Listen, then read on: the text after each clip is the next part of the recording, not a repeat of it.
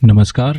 आज हम सुनने जा रहे हैं प्रेमचंद की कहानी बूढ़ी काकी। धनपत राय श्रीवास्तव, जो प्रेमचंद नाम से जाने जाते हैं, वो हिंदी और उर्दू के सर्वाधिक लोकप्रिय उपन्यासकार, कहानीकार एवं विचारक थे। उन्होंने सेवा सदन, प्रेमाश्रम, रंगभूमि, निर्मला, गबन, कर्मभूमि, गोदान आदि लगभग 1.5 दर्जन उपन्यास तथा कफन, पूस की रात, पंच परमेश्वर, बड़े घर की बेटी, बूढ़ी काकी, 2 बैलों की कथा आदि 300 से अधिक कहानियां लिखी।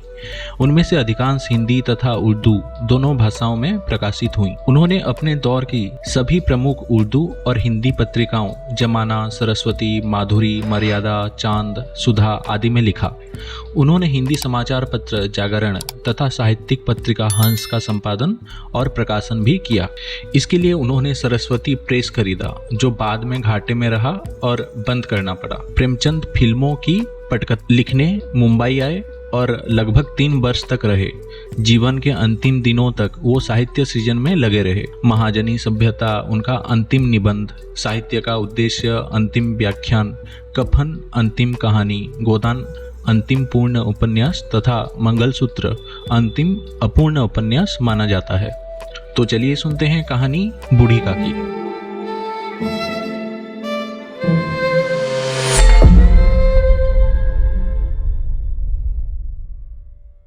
बुढ़ापा बहुधा बचपन का पुनरागमन हुआ करता है। बूढ़ी काकी में जिह्वा स्वाद के सिवा और कोई चेष्टा शेष न थी और न अपने कष्टों की ओर आकर्षित करने का रोने के अतिरिक्त दूसरा कोई सहारा ही। समस्त इंद्रियां, नेत्र, हाथ और पैर जवाब दे चुके थे। पृथ्वी पर पड़ी रहती और जब घरवाले कोई बात उनकी इच्छा के प्रतिकूल करते या भोजन का समय टल जाता, उसका परिमाण पूर्ण न होता अथवा बाजार से कोई वस्तु आती और उन्हें न मिलती तो रोने लगती थी। उनका रोना सिसकना साधारण न था, वह गला फाड़ फाड़ कर रोती थी। उनके पतिदेव को स्वर्ग सिधारे कालांतर हो चुका था। बेटे तरुण होकर चल बसे थे। अब एक भतीजे के सिवाय और कोई न था। उसी भतीजे के नाम उन्होंने अपनी सारी संपत्ति लिख दी थी। भतीजे ने संपत्ति लिखाते समय तो खूब लंबे चौड़े वादे किए, परंतु वो सब वादे केवल कुली डिपो के दलालों के दिखाए हुए सब्ज बाग थे। यद्यपि उस संपत्ति की वार्षिक आय 150-200 से कम न थी, तथापि बूढ़ी काकी को पेट भर भोजन भी कठिनाई से मिलता था। इसमें उनके भतीजे पंडित बुद्धिराम का अपराध था अथवा उनकी अर्धांगिनी श्रीमती रूपा का, इसका निर्णय करना सहज नहीं। बुद्धिराम स्वभाव के सज्जन थे, किंतु उसी समय तक जब तक कि उनके कोष पर कोई आंच न आए। रूपा स्वभाव से तीव्र थी सही, पर ईश्वर से डरती थी। अतः बूढ़ी काकी को उसकी तीव्रता उतनी न खिलती थी जितनी बुद्धिराम की भल मन साहत। बुद्धिराम को कभी कभी अपने अत्याचार का खेद होता था। विचारते कि इसी संपत्ति के कारण मैं इस समय भला मानुष बन बैठा हूँ। यदि मौखिक आश्वासन और सुखी सहानुभूति से स्थिति में सुधार हो सकता तो उन्हें कदाचित कोई आपत्ति न होती, परंतु विशेष व्यय का भय उनकी सचेष्टा को दबाए रखता था। यहाँ तक कि यदि द्वार पर कोई भला आदमी बैठा होता और बूढ़ी काकी उस समय अपना राग अलापने लगती तो वह आग हो जाते और घर में आकर जोर से डांटते। लड़कों को बुढ़ों से स्वाभाविक विद्वेष होता ही है, और फिर जब माता पिता का यह रंग देखते तो बूढ़ी काकी को और भी सताया करते। कोई चुटकी काट कर भागता, कोई उन पर पानी की कुल्ली कर देता। काकी चीख मार कर रोती, परंतु यह बात प्रसिद्ध थी कि वह केवल खाने के लिए रोती है, अतएव उन के संताप और आर्तनाद पर कोई ध्यान नहीं देता था। हाँ, काकी कभी क्रोधातुर होकर बच्चों को गालियां देने लगती तो रूपा घटनास्थल पर अवश्य पहुंचती। इस भय से काकी अपनी जिह्वा कृपाण का कदाचित ही प्रयोग करती थी। यद्यपि उपद्रव शांति का यह उपाय रोने से कहीं अधिक उपयुक्त था। संपूर्ण परिवार में यदि काकी से किसी को अनुराग था तो वह बुद्धिराम की छोटी लड़की लाडली थी। लाडली अपने दोनों भाइयों के भय से अपने हिस्से की मिठाई चबेना बूढ़ी के काकी के पास बैठकर खाया करती थी। यही उसका रक्षागर था, और यद्यपि काकी की शरण उनकी लोलुपता के कारण बहुत महंगी पड़ती थी, तथापि भाइयों के अन्याय से कहीं सुलभ थी। इसी स्वार्थानुकूल ने उन दोनों में प्रेम और सहानुभूति का आरोपण कर दिया था। रात का समय था। बुधराम के द्वार पर शहनाई बज रही थी और गांव के बच्चों का झुंड विस्मयपूर्ण नेत्रों से गाने का रसास्वादन कर रहा था। चारपाइयों पर मेहमान विश्राम करते हुए नाइयों से मुक्कियां लगवा रहे थे। समीप खड़ा हुआ भाट बिरदावली सुना रहा था और कुछ भावक मेहमानों के वाह वाह पर ऐसा खुश हो रहा था मानो इस वाह वाह का यथार्थ में वह अधिकारी है। दो एक अंग्रेजी पढ़ नवयुवक इन व्यवहारों से उदासीन थे। वो इस गंवार मंडली में सम्मिलित होना अपनी प्रतिष्ठा के प्रतिकूल समझते थे। आज बुद्धिराम के बड़े लड़के सुखराम का तिलक आया है, यह उसी का उत्सव है। घर के भीतर स्त्रियां गा रही थी और रूपा मेहमानों के लिए भोजन के प्रबंध में व्यस्त थी। भट्टियों पर कढ़ा चढ़े थे। एक में पूरियां कचौरियां निकल रही थी, दूसरे में अन्य पकवान बन रहे थे। एक बड़े हंडे में मसालेदार तरकारी पक रही थी। घी और मसाले की क्षुधावर्धक सुगंधी चारों ओर फैली हुई थी। बूढ़ी काकी अपनी कोठरी में शोकमय विचार की भांति बैठी हुई थी। वह स्वाद मिश्रित सुगंधी उन्हें बेचैन कर रही थी। वो मन ही मन विचार कर रही थी, संभवतः मुझे पूड़ियाँ न मिलेंगी। इतनी देर हो गई, कोई भोजन लेकर नहीं आया। मालूम होता है सब लोग भोजन कर चुके, मेरे लिए कुछ न बचा। यह सोचकर उन्हें रोना आया, परंतु अब शकुन के भय से वो रो न सकी। आह, कैसी सुगंध है! अब मुझे कौन पूछता है, जब रोटियों की ही लाल पड़े हैं तब ऐसे भाग्य कहाँ कि भरपेट पुड़ियाँ मिले। यह विचार कर उन्हें रोना आया। कलेजे में एक हुक सी उठने लगी, परंतु रूपा के भय से उन्होंने फिर मौन धारण कर लिया। बूढ़ी काकी देर तक इन्हीं दुखदायक विचारों में डूबी रही। घी और मसालों की सुगंधी रह रहकर मन को अपे से बाहर किए देती थी। मुंह में पानी भर भर आता था। पूड़ियों का स्वाद स्मरण कर हृदय में गुदगुदी होने लगती थी। किसे पुकारूं, आज लाडली बेटी भी नहीं आए। दोनों छोकरे सदा दिक किया करते हैं, आज उनका भी कहीं पता नहीं। कुछ मालूम तो होता कि क्या क्या बन रहा है। बूढ़ी काकी की कल्पना में पूड़ियों की तस्वीर नाचने लगी। खूब लाल लाल, फुली फुली, नरम नरम होंगी। रूपा ने भली भांति मोयन दिया होगा। कचौरियों में अजवाइन और इलायची की महक आ रही होगी। एक पूरी मिलती तो जरा हाथ में लेकर देखती। क्यों न चलकर कढ़ा से सामने ही बैठूं। पूड़ियाँ छन छन कर तैरती होंगी। कढ़ा से गरम गरम निकल कर थाल में रखी जाती होंगी। फूल हम घर में भी सूंघ सकते हैं, परंतु बाटिका में कुछ और बात होती है। इस प्रकार निर्णय करके बूढ़ी काकी उकड़ू बैठकर हाथों के बल सरकती हुई बड़ी कठिनाई से चौखट उतरी और धीरे धीरे रेंगती हुई कढ़ा के पास जा बैठी। यहाँ आने पर उन्हें उतना ही धैर्य हुआ जितना भूखे कुत्ते को खाने वाले सम्मुख बैठने पर होता है। रूपा उस समय कार्यभार से उद्विग्न हो रही थी। कभी इस कोठे में जाती, कभी उस कोठे में, कभी कढ़ा के पास आती, कभी भंडार में जाती। किसी ने बाहर से आकर कहा, महाराज ठंडई मांग रहे हैं। ठंडई देने लगी। इतने में फिर किसी ने आकर कहा, भाट आया है, उसे कुछ दे दो। भाट के लिए सीधा निकाल रही थी कि एक तीसरे आदमी ने आकर पूछा, अभी भोजन तैयार होने में कितना विलंब है, जरा ढोल मजीरा उतार दो। बेचारी अकेली स्त्री दौड़ते दौड़ते व्याकुल हो रही थी। झुंझलाती थी, कुड़ती थी, परंतु रोष प्रकट करने का अवसर न पाती थी। भय होता कहीं पड़ोसी ने यह न कहने लगे कि इतने में ही उबल पड़ी। प्यास से उसका कंठ सूख रहा था। गर्मी के मारे फूंकी जाती थी, परंतु इतना अवकाश भी नहीं था कि जरा पानी पी ले अथवा पंखा लेकर झले। यह भी खटका था कि जरा आंख हटी और चीज़ों की लूट मची।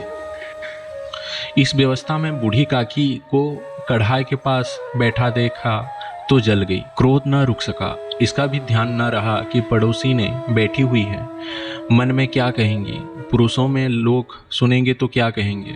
जिस प्रकार मेंढक केंचुए पर झटपता है, उसी प्रकार यह बूढ़ी काकी पर झपटी और इन्हें दोनों हाथों से झिंझोड़ कर बोली, ऐसे पेट में आग लगे। पेट है या भाड़, कोठरी में बैठते हैं, क्या दम घुटता था।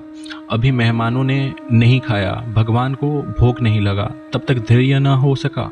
आकर छाती पर सवार हो गई। जल जाए ऐसी जीभ। दिन भर खाती न होती तो न जाने किसकी हांडी में मुंह डालती। गांव देखेगा तो कहेगा, बुढ़िया भरपेट खाने को नहीं पाती। तब तो इस तरह मुंह बाए फिरती है, डाइन मरे ना माचा छोड़े। नाम बेचने पर लगी है, नाक कटवा कर दम लेगी। इतना ठूंसती है, न जाने कहाँ भस्म हो जाती है। लो, भला चाहती हो तो जाकर कोठरी में बैठो, जब घर के लोग खाने लगेंगे तब तुम्हें भी मिलेगा। तुम कोई देवी नहीं हो कि चाहे किसी के मुंह में पानी न जाए परंतु तुम्हारी पूजा पहले हो जाए। बूढ़ी काकी ने सिर न उठाया, न रोई, न बोली, चुपचाप रेंगती हुई अपनी कोठरी में चली गई। आघात ऐसा कठोर था कि हृदय और मस्तिष्क की संपूर्ण शक्तियां, संपूर्ण विचार और संपूर्ण भार उसी ओर आकर्षित हो गए थे। नदी में जब कगार का कोई बृहदखंड कट कर गिरते हैं तो आसपास का जल समूह चारों ओर उसी स्थान को पूरा करने के लिए दौड़ते हैं। भोजन तैयार हो गया, आंगन में पत्तल पड़ गए, मेहमान खाने लगे। स्त्रियों ने जेवनार गीत गाना आरंभ कर दिया। मेहमानों के नई और सेवक गण भी उसी मंडली के साथ किंतु कुछ हटकर भोजन करने बैठे थे, परंतु सभ्यतानुसार जब तक सबके सब खा न चुके कोई उठ नहीं सकता था। दो एक मेहमान जो कुछ पढ़े लिखे थे, सेवकों के दीर्घाहार पर झुंझला रहे थे। वो इस बंधन को व्यर्थ और बेसी पैर की बात समझते थे। बूढ़ी काकी अपनी कोठरी में जाकर पश्चाताप कर रही थी कि मैं कहां से कहां आ गई। उन्हें रूपा पर क्रोध नहीं था, अपनी जल्दबाजी पर दुख था। सच ही तो है, जब तक मेहमान लोग भोजन न कर चुकेंगे घर वालों कैसे खाएंगे। मुझसे इतनी देर भी नहीं रहा गया, सबके सामने पानी उतर गया। अब जब तक कोई बुलाने ना आएगा न जाऊंगी। मन ही मन इसी प्रकार विचार कर वह बुलाने की प्रतीक्षा करने लगी, परंतु घी का रुचिकर सुवास बड़ा ही धैर्य परीक्षक प्रतीत हो रहा था। उन्हें एक एक पल एक एक युग के समान मालूम होता था। अब पत्तल बीज गए होंगे, अब मेहमान आ गए होंगे, लोग हाथ पैर धो रहे हैं, नई पानी दे रहा है, मालूम होता है लोग खाने बैठ गए, जेवनार गाया जा रहा है। यह विचार कर वह मन को बहलाने के लिए लेट गई और धीरे धीरे एक गीत गुनगुनाने लगी। उन्हें लगा मुझे गाते देर हो गई, क्या इतनी देर तक लोग भोजन ही कर रहे होंगे। किसी की आवाज़ सुनाई नहीं देती, अवश्य ही लोग खा पी कर चले गए, मुझे कोई बुलाने नहीं आया। रूपा चिढ़ गई, क्या जाने न बुलाए, सोचती हो कि अपने आप ही आवेंगी। वह कोई मेहमान तो है नहीं जो उन्हें जाकर बुलाऊं। बूढ़ी काकी चलने को तैयार हुई, यह विश्वास से कि एक मिनट में पूड़ियाँ और मसालेदार तरकारियाँ सामने आएंगी। उनकी स्वादेंद्रियों को गुदगुदाने लगा।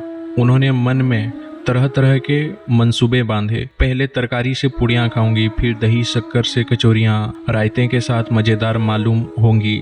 चाहे कोई बुरा माने चाहे भला, मैं तो मांग मांग कर खाऊंगी। यही ना लोग कहेंगे कि इन्हें विचार नहीं। कहा करें, इतने दिनों के बाद पूड़ियाँ मिल रही हैं तो मुंह उठा करके थोड़ी ही उठ जाऊंगी। वह उकड़ू बैठकर हाथों के बल खिसकती आंगन में आई, परंतु हाय रे दुर्भाग्य, अभिलाषा ने अपने पुराने स्वभाव के अनुसार समय की मिथ्या कल्पना की थी। मेहमान मंडली अभी बैठी थी, कोई खाकर उंगलियां चाटता था, कोई तिरछे नेत्र से देखता था कि लोग अभी खा रहे हैं या नहीं। कोई इस चिंता में था कि पत्तल पर पूड़ियाँ छूटी जाती हैं, किसी तरह इन्हें भीतर रख लेता।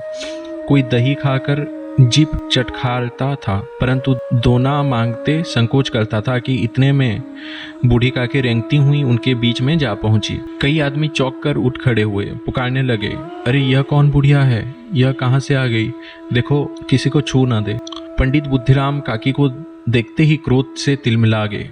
पूड़ियों का थाल लिए खड़े थे, थाल को जमीन पर पटक दिया और जिस प्रकार निर्दयी महाजन किसी बेईमान और भगोड़े आसामी को देखते ही झपट कर उसका तेंदुआ पकड़ लेता है, उसी तरह लपक कर उन्होंने बूढ़ी काकी के दोनों हाथ पकड़े और घसीटते हुए लाकर उन्हें अंधेरी कोठरी में धम से पटक दिया। आशा रूपी बाटिका लू के यह एक झोंके से विनष्ट हो गई। मेहमान ने भोजन किया, घर वालों ने भोजन किया, बाजे वाले धोबी चमार भी भोजन कर चुके, परंतु बूढ़ी काकी को किसी ने न पूछा। बुद्धिराम और रूपा बूढ़ी काकी को उसकी निर्लजता के लिए दंड देने का निश्चय कर चुके थे। उनके बुढ़ापे पर, दीनता पर, हतज्ञान पर किसी को करुणा न आती थी। अकेली लाडली उनके लिए कुछ कुढ़ रही थी। लाडली को काकी से अत्यंत प्रेम था। बेचारी भोली लड़की थी, बाल विनोद और चंचलता की उसमें गंध तक न थी। दोनों बार जब उसके माता पिता ने काकी को निर्दयता से घसीटा तो लाडली का हृदय ऐंठ कर रहा गया। वह झुंझला रही थी कि यह लोग काकी को क्यों बहुत से पूड़ियाँ नहीं देती। क्या मेहमान सब की सब खा जाएंगे, और यदि काकी ने मेहमानों से पहले खा लिया तो क्या बिगड़ जाएगा। वह काकी के पास जाकर उन्हें धैर्य देना चाहती थी, परंतु माता के भय से न जाती थी। उसने अपने हिस्से की पूड़ियाँ बिल्कुल न खाई थी, अपनी गुड़ियाँ की पिटारी में बंद कर रखी थी। वह उन पूड़ियों को काकी के पास ले जाना चाहती थी। उसका हृदय अधीर हो रहा था। बूढ़ी काकी मेरी बात सुनते ही उठ बैठेंगी, पूड़ियाँ देखकर कैसी प्रसन्न होंगी, मुझे खूब प्यार करेंगी। रात के 11 बज गए थे। रूपा आंगन में पड़ी सो रही थी। लाडली की आंखों में नींद न आती थी। काकी को पूड़ियाँ खिलाने की खुशी उसे सोने न देती थी। उसने गुड़ियों की पिटारे सामने ही रखी थी। जब विश्वास हो गया कि अम्मा सो रही है तो वह चुपके से उठी और विचारने लगी, कैसे चलूं? चारों ओर अंधेरा था, केवल चूल्हों में आग चमक रही थी। चूल्हों के पास एक कुत्ता लेटा हुआ था। लाडली की दृष्टि द्वार के सामने वाले नीम की ओर गई। उसे मालूम हुआ कि उस पर हनुमान जी बैठे हुए हैं। उनकी पूंछ, उनकी गदा सब स्पष्ट दिखलाई दे रही थी। मारे भय के उसने आंखें बंद कर ली। इतने में कुत्ता उठ बैठा। लाडली को ढाढ़स हुआ। कोई सोए हुए मनुष्य के बदले एक जागता हुआ कुत्ता उसके लिए अधिकतर धैर्य का कारण हुआ। उसने पिटारी उठाई और बूढ़ी काकी की कोठरी की ओर चली। बूढ़ी काकी को केवल इतना स्मरण था कि किसी ने मेरे हाथ पकड़कर घसीटते, फिर ऐसा मालूम हुआ जैसे कोई पहाड़ पर उड़ाए लिए जाता है।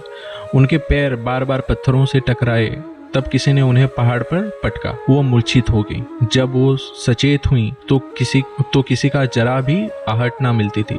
समझा कि सब लोग खा पी कर सो गए और उनके साथ मेरी तकदीर भी सो गई। रात कैसी कटेगी? राम, क्या खाऊं?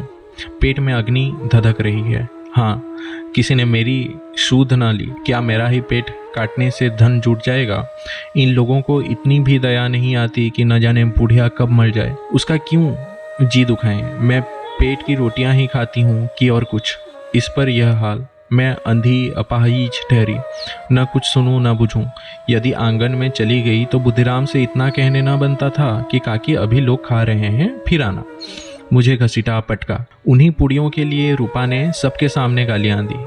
उन्हीं पुड़ियों के लिए इतनी दुर्गति करने पर भी उनका पत्थर का कलेजा न पसीजा। सबको खिलाया, मेरी बात तक न पूछे। जब तब ही न दी तब अब क्या देगी? यह विचार कर काकी निराशमय संतोष के साथ लेट गई। ग्लानि से गला भर भर आता था, परंतु मेहमानों के भय से रोती न थी। सहसा उनके कानों में आवाज आई, काकी उठो, मैं पुड़िया लाई हूँ। काकी ने लाडली की बोली पहचान ली। चटपट उठी, दोनों हाथों से लाडली को टटोला और उसे गोद में बिठा लिया। लाडली ने पुड़िया निकाल कर दी। काकी ने पूछा, क्या तुम्हारी अम्मा ने दी है? लाडली ने कहा, नहीं, ये मेरे हिस्से की है। काकी पूड़ियों पर टूट पड़ी। 5 मिनट में पिटारी खाली हो गई।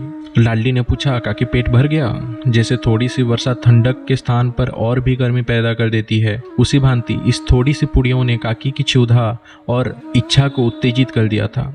बोली, नहीं बेटी, जाकर अम्मा से और मांग लाओ। लाडली ने कहा, अम्मा सोती हैं, जगाऊंगी तो वो मारेंगी। काकी ने पिटारी को फिर टटोला। उसमें कुछ खुरचन गिरे थे, उन्हें निकालकर वो खा गई। बार बार होंठ चाटती थी, चटखारे भरती थी। हृदय महसूस रहा था कि और पुड़ियाँ कैसे पाऊं। संतोष सेतु जब टूट जाता है तब इच्छा का बहाव अपरिमित हो जाता है। मतवालों को मद का स्मरण करना उन्हें मदांध बनाता है। काकी का अधीर मन इच्छा के प्रबल प्रवाह में बह गया। उचित और अनुचित का विचार जाता रहा। वो कुछ देर तक उस इच्छा को रोकती रही। सहसा लाडली से बोली, मेरा हाथ पकड़कर वहां ले चलो जहां मेहमानों ने बैठकर भोजन किया है। लाडली उनकी अभिप्राय समझ न सकी। उसने काकी का हाथ पकड़ा और ले जाकर जूठे पत्तलों के पास बिठला दिया। दिन क्षुधातुर इतज्ञान बुढ़िया पत्तलों से पुड़ियों के टुकड़े चुन चुन कर भक्षण करने लगी। ओह, दही कितना स्वादिष्ट था, कचौरियाँ कितनी सलोनी, खस्ता कितने सुकोमल। काकी बुद्धिहीन होते हुए भी इतना जानती थी कि मैं जो काम कर रही हूँ वो मुझे कदापि नहीं करना चाहिए। मैं दूसरों के जूठे पत्तल चाट रही हूँ, परंतु बुढ़ापा तृष्णा रोग का अंतिम समय है, जब संपूर्ण इच्छाएं एक ही केंद्र पर आ जाती हैं। बूढ़ी काकी का यह केंद्र उनकी स्वादेंद्रियां थी। ठीक उसी समय रूपा की आंख खुली। उसे मालूम हुआ कि लाडली मेरे पास नहीं है। वह चौंकी, चारपाई के इधर उधर ताकने लगी कि कहीं नीचे तो नहीं गिर पड़ी। उसे वहां न पाकर वह उठ बैठी तो क्या देखती है कि लाडली जूठे पत्तलों के पास चुपचाप खड़ी है और बूढ़ी काकी पत्तलों पर पुड़िया के टुकड़े उठा उठा कर खा रही है। रूपा का हृदय शन्न हो गया। किसी गाय की गर्दन पर छुरी चलते देखकर जो अवस्था उसकी होती वही उस समय हुई। एक ब्राह्मणी दूसरों का जूठा पत्तल टटोले, इससे अधिक शोकमय दृश्य असंभव था। पुड़ियों के कुछ ग्रासों के लिए उसकी चचेरी सास ऐसा पतित और निकृष्ट कर्म कर रही है। यह वह दृश्य था जिसे देखकर देखने वालों के हृदय कांप उठते हैं। ऐसा प्रतीत होता मानो जमीन रुक गई, आसमान चक्कर खा रहा था, संसार पर कोई नई विपत्ति आने वाली है। रूपा को क्रोध न आया। शोक के सम्मुख क्रोध कहाँ है? करुणा और भय से उसकी आंखें भर आई। इस अधर्म के पाप का भागी कौन है? उसने सच्चे हृदय से गगन मंडल की ओर हाथ उठाकर कहा, परमात्मा मेरे बच्चों पर दया करो। इस अधर्म का दंड मुझे मत दो, नहीं हमारे सत्यानाश हो जाएगा। इस अधर्म का दंड मुझे मत दो, नहीं तो हमारा सत्यानाश हो जाएगा। रूपा को अपनी स्वार्थपरता और अन्याय इस प्रकार प्रत्यक्ष रूप में कभी ना दिखाई पड़ा था। वह सोचने लगी, हाय कितनी निर्दय हूँ मैं, जिसकी संपत्ति से मुझे 200 रुपये वार्षिक आय हो रही है, उसकी यह दुर्गति और मेरे कारण। हे दयामय भगवान, मुझसे भारी चूक हुई, मुझे क्षमा करो। आज मेरे बेटे का तिलक था, सैकड़ों मनुष्य ने भोजन कर पाया, मैं उनके इशारों की दासी बनी रही, अपने नाम के लिए सैकड़ों रुपए व्यय किए दिए, परंतु जिसके बदौलत हजारों रुपए खाए उसे इस उत्सव में भी भरपेट भोजन न दे सकी। केवल इस कारण तो वह वृद्धा है, असहाय है। रूपा ने दिया जलाया, अपने भंडार का द्वार खोला और एक थाली में संपूर्ण सामग्रियां सजा कर लाई, लिए हुए बूढ़ी काकी को और चली। रूपा ने दिया जलाया, अपने भंडार का द्वार खोला और एक थाली में संपूर्ण सामग्रियां सजाकर लिए हुए बूढ़ी काकी की ओर चली। आधी रात जा चुकी थी।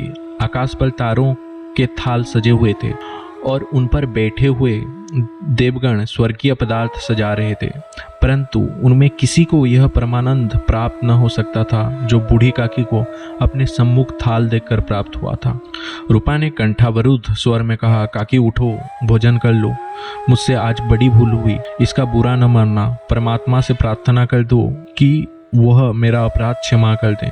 भोले भाले बच्चों की भांति जो मिठाइयाँ पाकर मार और तिरस्कार सब भूल जाते हैं, बूढ़ी काकी बैठी हुई खाना खा रही थी।